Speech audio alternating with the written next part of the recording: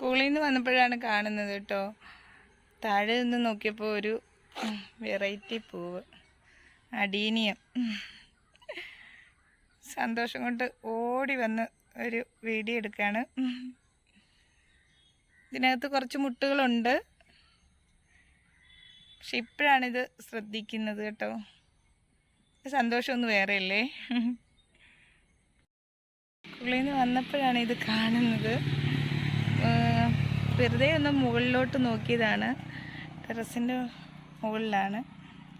ഇതിപ്പം വിരിഞ്ഞ് തീർന്നു. 2 മുട്ടുകളുണ്ട്.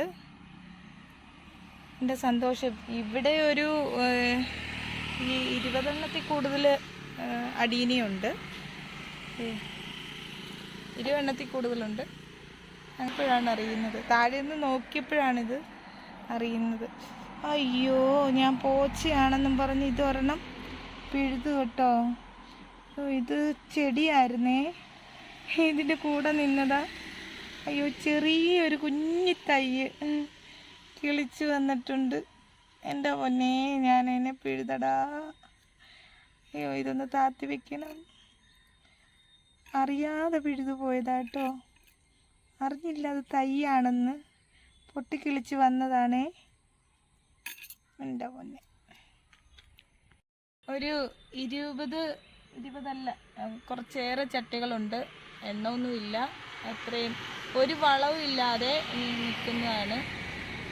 നമ്മുടെ കടയുടെ ഷോപ്പിൻ്റെ മുകൾ തട്ടിലായിട്ട് ഇങ്ങനെ നിൽക്കുകയാണ്.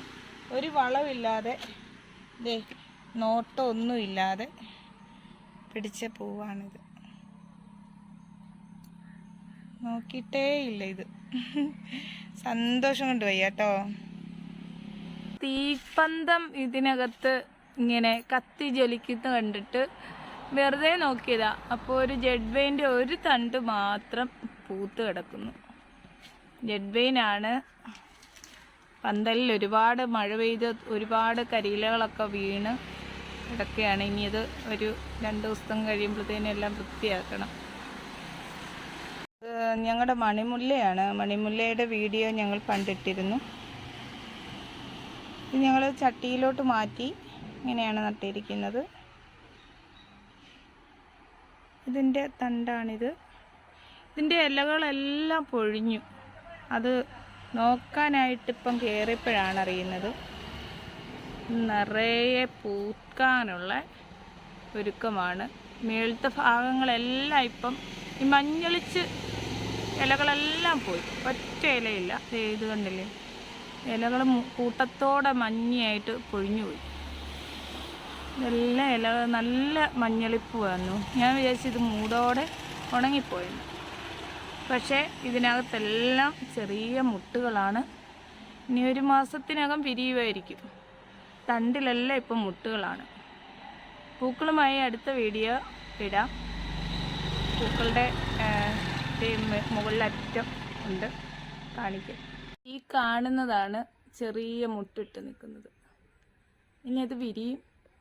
ചെറിയ കൊലകളായിട്ടേ ഉള്ളൂ.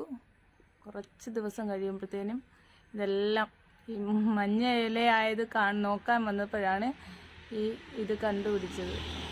പക്ഷേയാണിത് വന്നപ്പോഴാണ് കാണുന്നത്. ചെറുതായിട്ട് എല്ലാത്തിനകത്തും പൂവിട്ടിട്ടുണ്ട്. ഇത് റോസാണ്, എപ്പേഷ്യ റോസ്. റോസിൽ ഈ സൈഡിലും പൂവിട്ടിട്ടുണ്ട്. ഇപ്പം നിറച്ച് മുട്ട് നിൽക്കുകയാണ്. എല്ലാം വിരിയും. ഇതിനകത്തെല്ലാം മുട്ടിട്ടിട്ടുണ്ട്. ഇതിനകത്തെല്ലാം ഇപ്പോഴാണ് ഇതെല്ലാം വിരിഞ്ഞത് കാണുന്നത്. സ്കൂളിൽ നിന്ന് പോയിട്ട് വരുമ്പം ഈ സമയത്തൊക്കെയാണ് നോക്കുന്നത്.